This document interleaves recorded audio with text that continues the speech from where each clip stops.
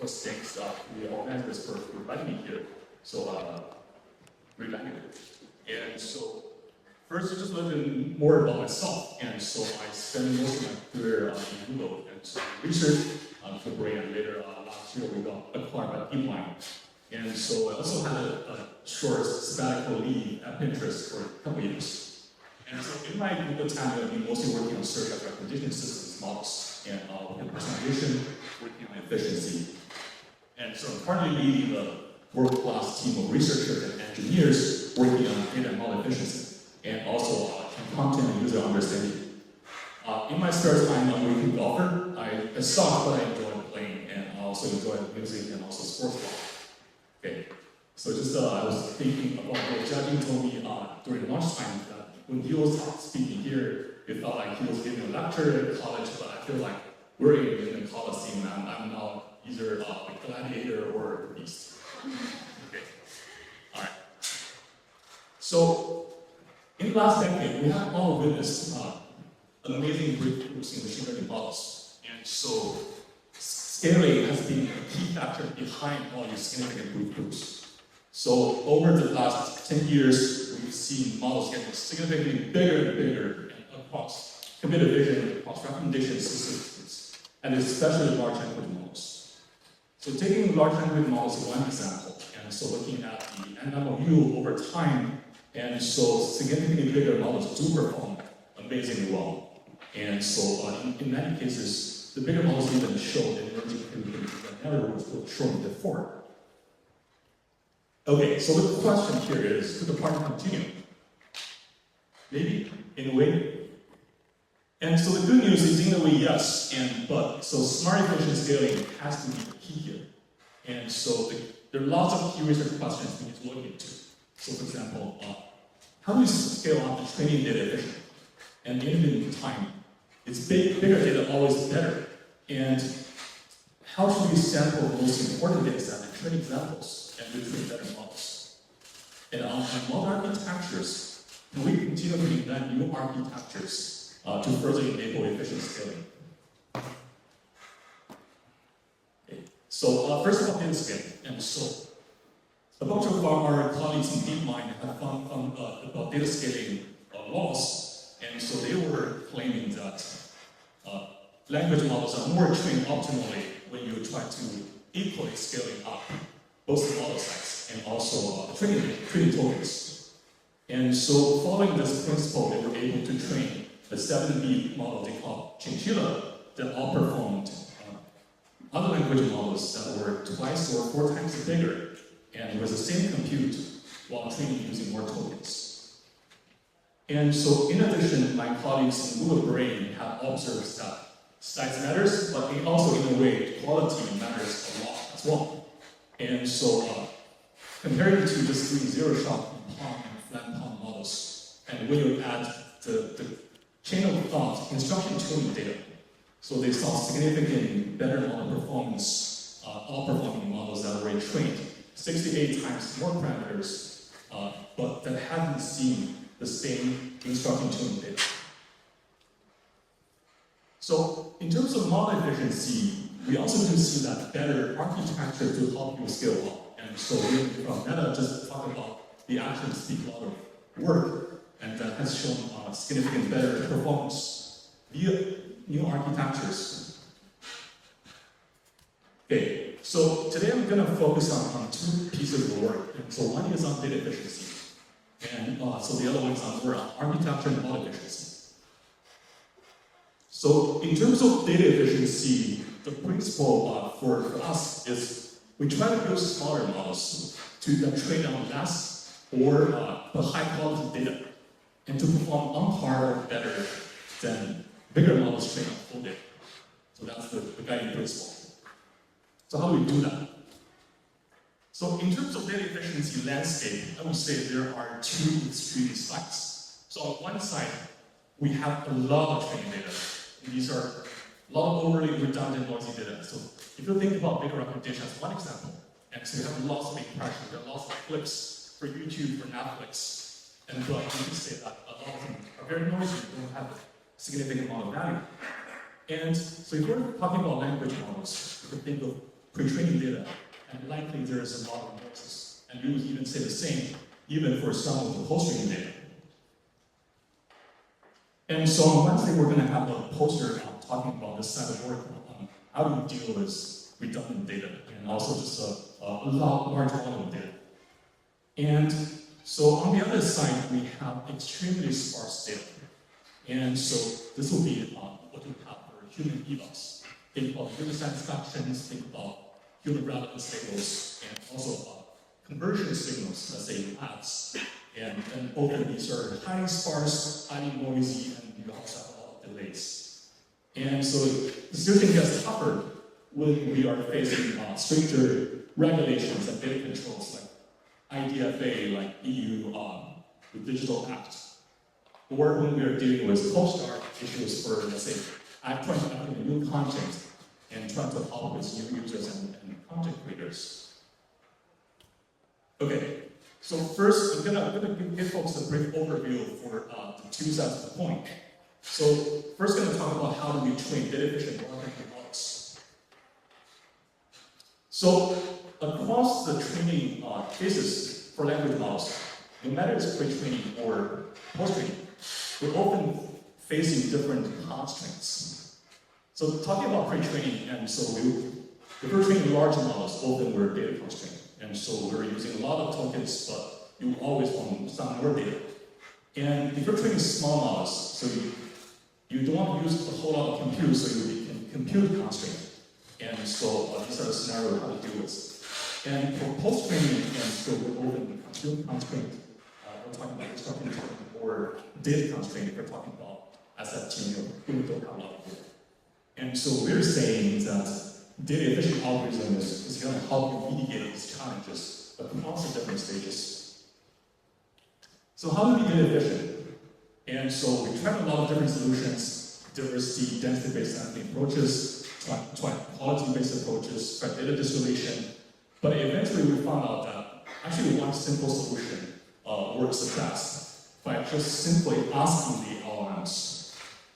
And so here is exactly how we did in trying to come up with better quality pre-training data for language models. So just directly show it to the language model and ask yourself, okay, so does this particular document have high level of information for pre-training a language model? And then we ask the model to give us a confidence score, yes or no. And so this is it. And then we tried a couple models for experimenting with a setup. Flam T5, 500, 800 megabytes model, and also Java V1 70 model. So I'm also going to explain why this is a good idea. And so in terms of the experiment setup, and so the training data we used is a C4 dataset with 184 billion total tokens. And then we tried this on, let's say, for 800 megabytes T5 large model, and we try to train over 524 training tokens. So what does this mean? So when we train on the full data, and so it means that we're going to train on the C4 data set 2.8 epochs. And so we're talking about data sampling here, and so with different sampling ratio, we train on the same sample over and over. And so the other extreme we're looking to will be sample based on the top 10% quantile quality data. And so it means we'll overtrain on this data set for 28 epochs. Okay. So how does this work? And so basically, we use the AskLM approach to score all the documents and across our single data set and sort them based on the quality scores. And then quantile them into different top 10 percentile, top 20 percentile, all the way to 90 percentile. And so we generally observe that when you use a small portion of the highest quality data, you generally get a much better performance over training of it. And so if you look at the top left most dot point, and so that's when we train only using the top 10 percentile of the highest quality data. And so we train over 28 epochs over that. And so it means that we're removing 90% of the lowest quality data.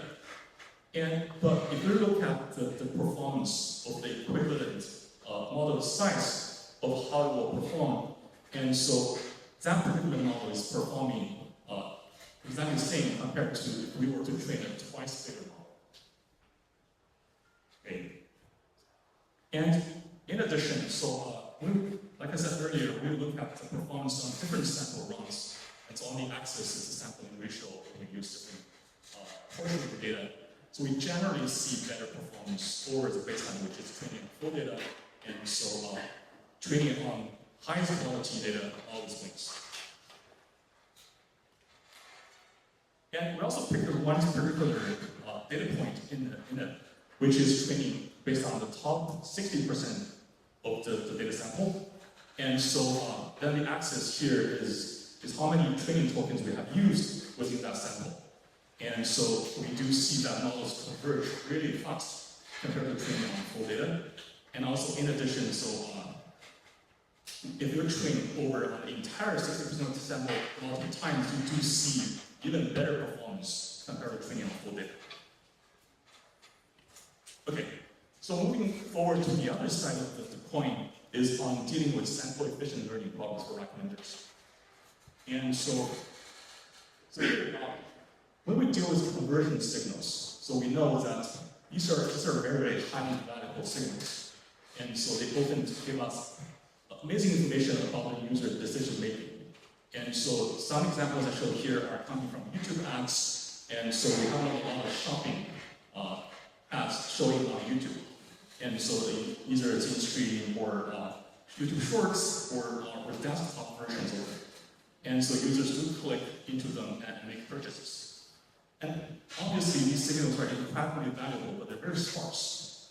And in addition, so we do lose a lot of them because of various reasons, like privacy or tighter data regulations. Okay, so then the problem here is how do we efficiently make use of the limited signals?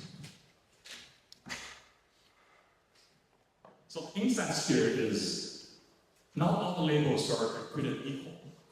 And so we will get a lot of really good high quality positives. So these are the actual conversions and purchases, membership subscriptions.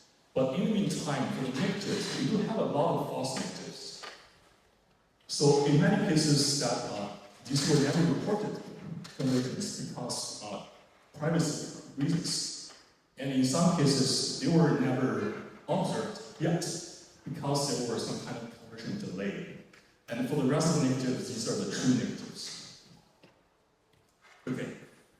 So in that sense, we have really good high quality information for positives. But for the negative side of the information, we're just not sure if it's a real negative or a false negative. So how do we deal with it? So the approach we came up with is called self-auxiliary distillation. So on the left-hand side, it's basically your typical recommendation system model that you have each ranks feeding into a deep neural network and then make a prediction. And so we train this main hat using the ground truth data. And then we introduce an auxiliary hat. So we try to estimate whether or not, try to estimate the value of a particular, let's say, negative.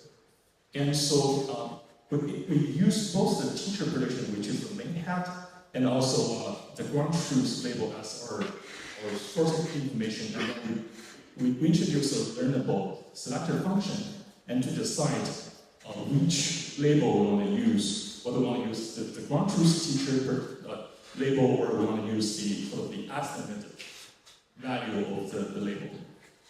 And so then we use this information to train the auxiliary hat as additional information about propagation. Okay, so how does this perform in real practice? And so this works really well both offline and online. And so we were able to improve the main metric across all the slices in 3 Google products and significantly. And in addition, we will look into the slices when we lose a lot of conversion labels, and the performance were even much better. And so you can see that. So for the main metric, we were showing 0.3% VOC improvement.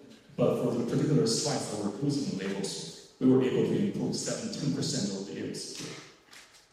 And so this was launched across 3 major products and also a very highly scalable and effective solution as well. So it addressed the severe signal loss challenges we have. Okay, so now switching here to talk about model efficiency. And so the guiding principle here is that we want to build models with more benefit profit. So what does this mean? So it means we want to build models that can achieve a better critical frontier for efficiency and accuracy. Okay, so the perspective we focus on is more on efficient representation learning. And so we decompose this problem into 2 subproblems. And so when the input data comes in, we learn the embedding representations of the code. And then we feed the embedded learning embeddings into the feature cost learning component. And then eventually feed everything into the data networks to make final predictions. I have a terrible analogy here, but just bear with me. And so I say that data representation learning is critical for machine learning models. It dictates the quality of the models. And just like how important a golf grip is to the golfer. And so here, Tiger Woods will be our machine learning model, which is perfect most of the time. And then how he grips the golf club is going to be our data representation learning component. And so, that's also the only contact point between your model and also your data. And in addition, the data here will be your log and the context. Okay, I hope you don't see much difference between this guy's swing and the other guy's swing here. Okay, so why is it important? It also happened to be a multi-billion-dollar problem. And it's a very easy task for humans, but actually very hard for models. And so, like I said earlier, we're focusing on two components of the data representation learning problem. So embedding learning plus feature cost learning. So there are lots of challenges for both of these problems. So there are lots of space waste, lack of sharing, and the current solution, one that fits all, is just pretty suboptimal. And the same thing goes for feature cost learning, and so the existing solutions just were really lacking model expressiveness. And in addition, trying to improve the critical frontier while also trying to make this generalizable to deal with the extremely large number of QPS, like 10 billion QPS, also with extremely low latency, like 1 to 4 millisecond latency is just hard. Okay, so on embedding learning, and so on the left-hand side, this is basically what the traditional system works for the last decade or so. And so for every single feature, you will use a separate embedding table to represent that feature. And so for example, here we have, let's say, video IDs, we have weekdays, we have cities, and so all of them go into their own embedding tables. And so for some of the IDs, some of the features, they're just too big. And so, for example, videos, YouTube, you have tens of billions of video IDs. So likely you're not going to embed everything into their own vectors. And so what you do, you basically do hashing. And to hash a larger number of IDs into a smaller number of IDs. So this introduces collision. So hash collision has been one problem for embedding learning and for recommender systems. And in addition, so we know every single feature generally follows some kind of power law. And so then for your long tails, you're going to face high churn rate and also, in many cases, poor representations of these long tail feature representations. And so in addition, we do see that embedding space takes majority of your traditional recommender system models. So even for the case of the action speed level model, I consider it as some kind of large embedding language model. So embedding is still a huge portion of that trillion scale model. So how do we deal with these challenges? And there has been a lot of research happening over the last couple of 3 decades, in both the academia and in industry. So there has been 3 pieces of work that's been really working effectively so far. And so the Killian's the hashing trick paper, and then the compositional embedding paper out of Meta from 2020, and unified embedding paper out of my team. So, like I said earlier, our goal is trying to improve on the critical frontier for efficiency and accuracy, and here efficiency more in the sense of parameters. So we want to optimize the number of parameters used in embedding space, and make use of the same number of parameters for less parameters more efficiently to deliver that better model performance. So here's the solution. It's actually really simple. So I like elegant, simple yet effective solutions. So the thought was, how about just we throw all the features into one table? And so how does that work? Basically, for video IDs, studies, queries, you all hash them into the same table. Go. Okay, so why is this going to work? It sounds just like math, right? The first issue that I could think of is, okay, how does collision work? We would have 2 kinds of collision. So inner feature collision, meaning the collisions within the same feature. And so if you think about it, so when you are merging all the tables, so the effective table size is getting bigger. And so in that sense, it actually helps with inner feature collision. So it reduces inner feature collision because you have a bigger table. So this would make sense, right, intuitively. But what's more tricky is the inter-feature collision. So why should my video ID feature be collided with, let's say, weekday or, let's say, advertiser IDs? Does that make sense at all? And is there going to be an issue? So we did a bunch of theoretical analysis and also just looking into the embedding space and for all the learned embeddings. So we did observe that for different features that were colliding in the same embedding vector, and so they were actually able to use different dimensions of the same embedding vector effectively. So that means that you are actually learning quite orthogonal information across different features in the same vector. So which works out amazing for this case. And so then our researcher Ben Coleman, and who's also here, came up with this understanding that, okay, so this connects really well to the concept in electrical engineering called multiplexing. So in multiplexing, what it means basically you are throwing different kinds of signals into the same communication channel. But in the end, you are still able to distinguish quite effectively these different kinds of signals, so multiplexing. So it does work, and also we have very good theory proof why this works. Okay. So how does this work in practice? So on creating popular benchmarks, Criteo, Absolute, and also Ruby Lens, we were able to show significant improvement in terms of critical frontier for parameter and also accuracy. So it does mean that we are actually providing a better representation about these simple features in the models. Let's check in time. And in the meantime, again, so we do test our approaches in Google systems all the time, and so this works amazingly across many different models, offline and online. And this was launched in over 12 products, and that each serve over 1 billion users. Okay, I'm gonna briefly skip over, skim through this feature clustering kind of work. I think many folks are probably familiar with DCV2, and so this is also one of our go-to solutions to learn feature representations for recommended systems or models. And so essentially, the issues for feature cluster learning in previous approaches were that they were lacking that expressiveness to learn high-order feature process. So the way we deal with it, we introduce explicit feature process into the models to actually force the model to learn some kind of element-wise feature interactions. And so then this was actually quite effective in providing a better critical frontier for accuracy and efficiency.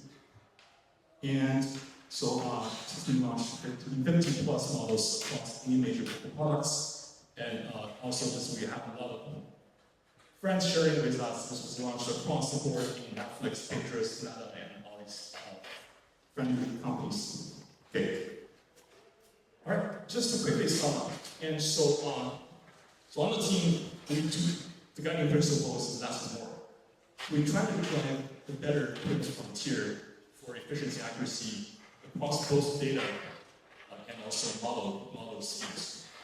And so on smart data selection, it's crucial. And we were able to enable smaller models trained on the right data to perform better than bigger models. And so Oscar was able to show the faster convergence and better model quality for language model training. And at the same time, self-argument distribution was able to show significantly better results on signal loss and problems. And in addition, so we talk about unified embedding plus the TC2 solution as our go-to one-two punch for large embedding models. And also good news to share is that so we're being fully launched in DCV3 across the board in Google and we're actively working on before. And so stay tuned for more. Thanks, folks. I think we look time for a couple of questions.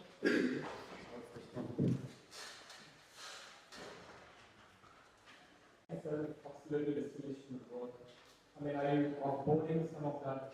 I didn't find like what data is running. Is that offboarded for different models or is it in the many models you have to like what's the issue? So I don't know if it's going to work, right? Yeah, the solution itself. Yeah. So for distillation, there are two perspectives. So one is that we have to distill the data into a smaller data set and to do for training. And so the other perspective is kind of actually distill a bigger model that's evaluating data quality and to a smaller model. So I can share that the latter works well, and the former doesn't work all the time. Sarah, another question?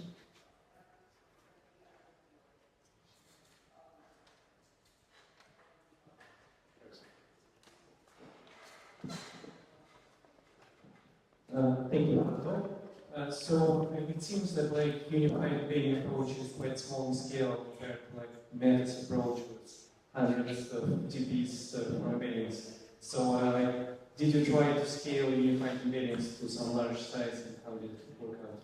Yeah, so the kind of sizes we're dealing with are still hundreds of billions to a trillion parameters. And so it's about the same size. Especially when we are training our models, we have teachers with the teacher models are generated in the hundreds of billions or trillion space. Thank So you. the sizes are obviously the same.